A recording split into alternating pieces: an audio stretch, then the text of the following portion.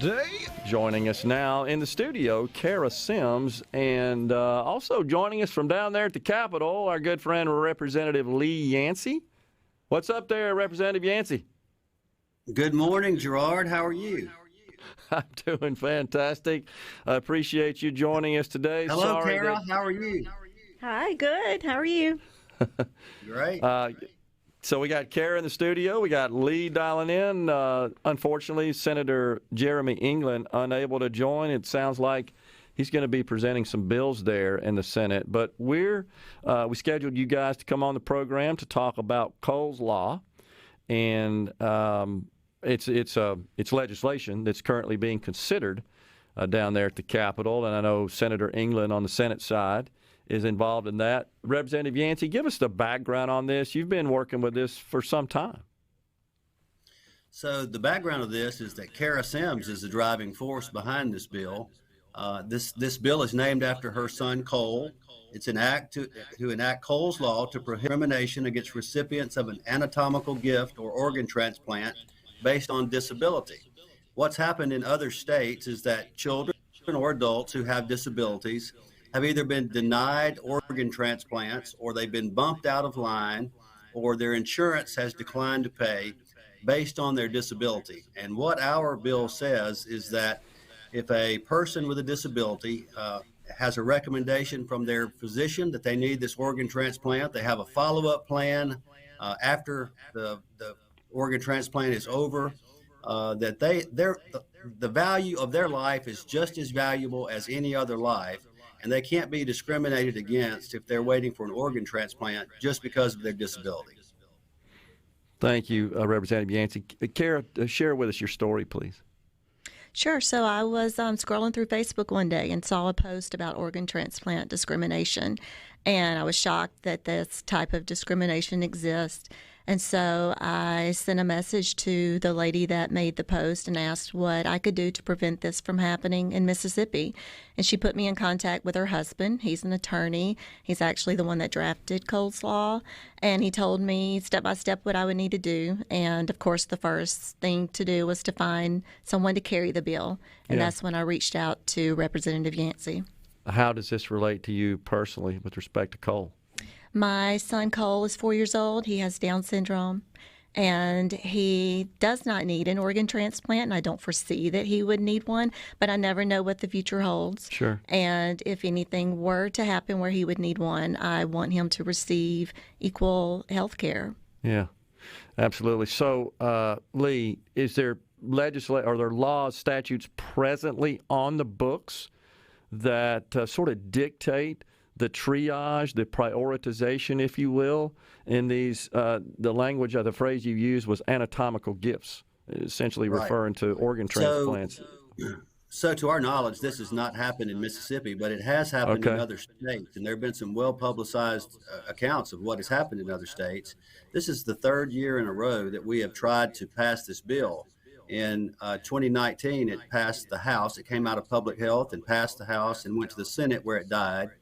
And then in 2020, it didn't even come out of the House Public Health Committee because it was an overwhelming year with COVID, and we had really just tried to focus on things that related to that. And I had personal health issues as well in 2020, and so it just didn't happen. And so this year, I have made sure I've gone and talked to Chairman Hobb Bryan in the Senate. I've talked to Chairman Sam Mims in the House. Jeremy England has dropped the bill in the Senate, and I've dropped the bill in the House. It's come out of Public Health. It's on the calendar to be voted on in the House. And I fully believe that this is going to be the year that this bill makes it all the way through and becomes law.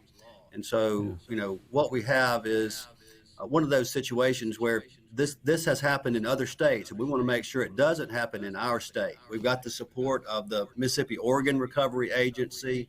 We've got the support of the transplant doctors at UMMC. I think everyone's on board to see that this makes it all the way through, and that those with disabilities won't have to worry about getting bumped out of line if they're waiting for a kidney or a heart or a lung.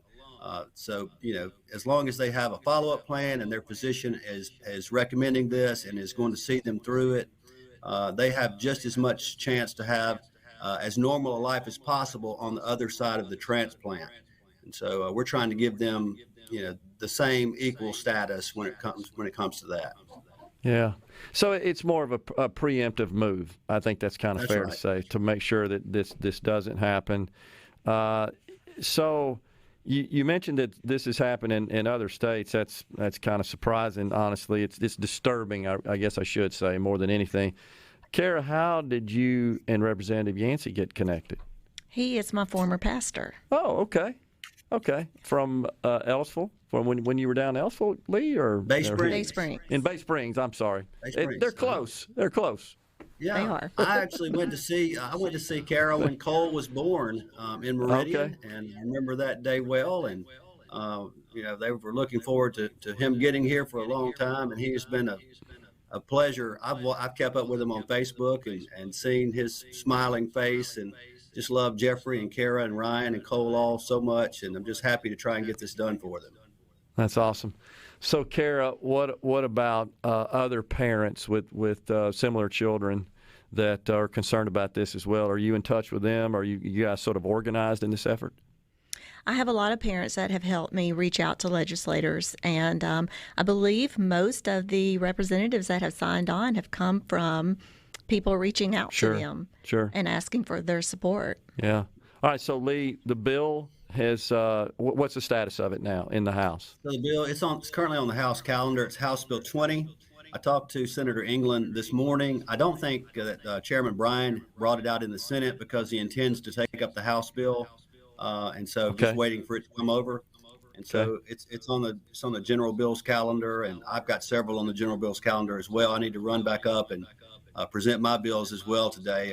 We came in at 10 today instead of 2, and that kind of threw Senator England and I both off. And so I've got my desk mate covering my duties up there, so I can talk about this good bill. And but I want people to know about it and know that we care about those with disabilities, and we want to make sure they're not discriminated against. Have you heard any opposition or objections to this in the House or the Senate? I haven't heard any objections to it. So you feel like we're going to get this thing done and enacted into law. The governor, I assume, is on board with this as well. It's just a matter of it. It's just a matter of it being a priority, and and so I think we finally gotten to that point. Yeah. Just it takes a while to bring everyone up to speed educationally about what the issue is. Sure. Do your advocacy for the bill, and it's built. There's been a groundswell of support coming from the grassroots area, as Cara said. Other parents are beginning to contact their legislators, and many of them have reached out to me and wanted to sign on to the bill, wanted to be part of it. And so I think we finally reached that point where everyone's ready to do something. Well, Cara, hats off to you for putting forth the effort to push something through like this that I think is noble and virtuous. And it seems quite fitting, Representative Yancey, that the legislation would be named after Cole and Cara's son. That's quite an honor. That's a good job there. So it's just a matter of time, I hope, Representative Yancey, that we get this thing done here. And the thing about it is, and I know, Cara, you're probably a lot more familiar with this than I am, but the science and the medicine, the practice of transplant, it continues to improve, like almost all aspects of medical science. And so this could go obviously far beyond just, I think, what typically we think of in terms of transplants. And you're so right. You never know when that situation may arise. And you don't want anything that would preclude a person due to their physical status, their conditions. You don't want that to be sort of a pre-consideration. But the fact is, there is typically a demand that exceeds supply. Right. And there's got to be some hard decisions made there. Right. Well, when a parent is told their child does not qualify because of their disability. Yeah.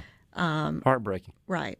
Man, yeah, I hear you. And these are tough questions, as you know, Representative Yancey. They go beyond just mere law. I mean, this kind of sort of extends into ethics and moral issues beyond just legal issues. And we got about a minute left, Lee. It's it's all a broader part of the sanctity of human life. It's to Sure. say that every life has value, and we know that over the years, if you look back 100 years, eugenics has been practiced to try and That's right. create the perfect human being, and Yep. none of us are perfect. And the ethics of eugenics are that there are no ethics of eugenics. And That's exactly if you right. try to eliminate everyone who's flawed, then none of us would be here. So Yeah, we want to stand up agree. for those who are vulnerable and those who are the weakest, and we want to be a voice for them, and we want to make sure they're treated fairly when it comes to their health care, when it comes to everything else. So Yep. this is a good bill, and, We got I'm it. happy to be part of it, and I'm happy for Appreciate Cole, it. I'm happy for the whole Sims family. Appreciate you guys coming We on. We'll love be you. right back. Thank you.